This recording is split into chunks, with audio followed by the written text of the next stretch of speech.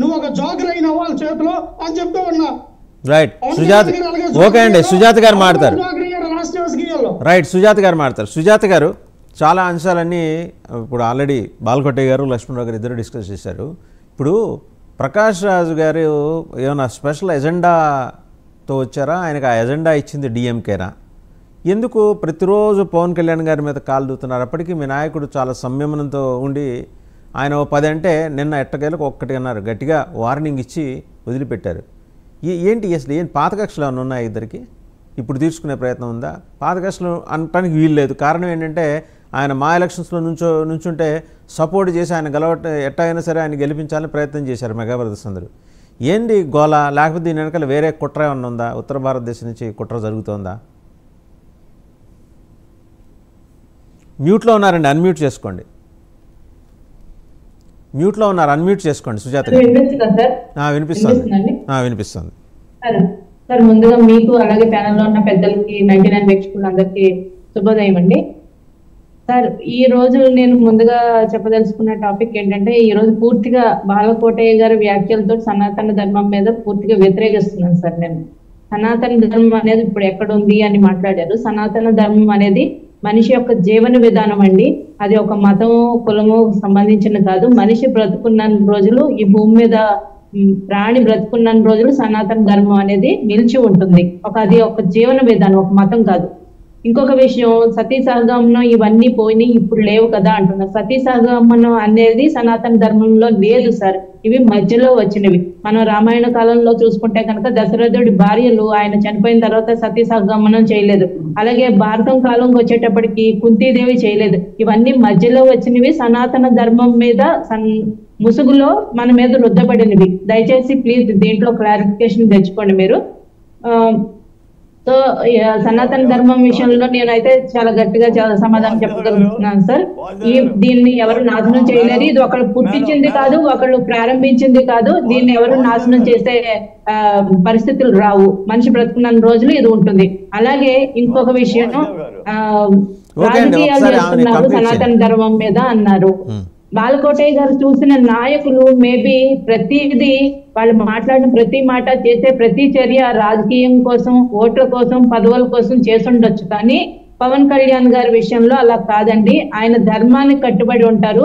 ఆయన స్పీచ్ మీరు మొన్న కనుక విన్నట్టయితే కనుక, నేను ఒక డిప్యూటీ సీఎం గాను, ఒక సినిమా స్టార్ గాను మాట్లాడట్లేదు, ఒక సామాన్య వ్యక్తిగా మాట్లాడుతున్నాను.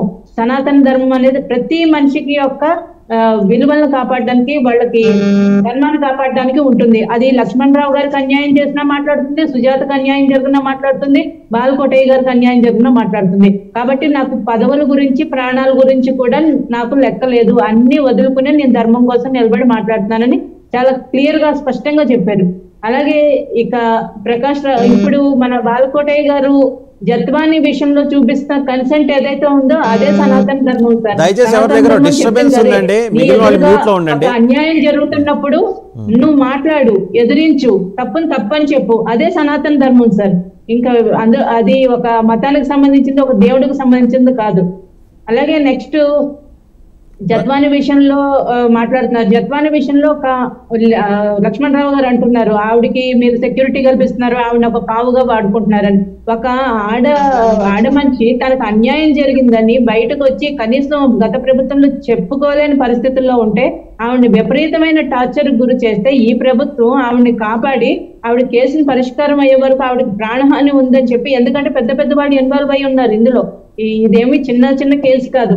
ఆవిడ ప్రాణాలకి రక్షణ కల్పిస్తే మీకు వచ్చిన బాధ ఏంటండి?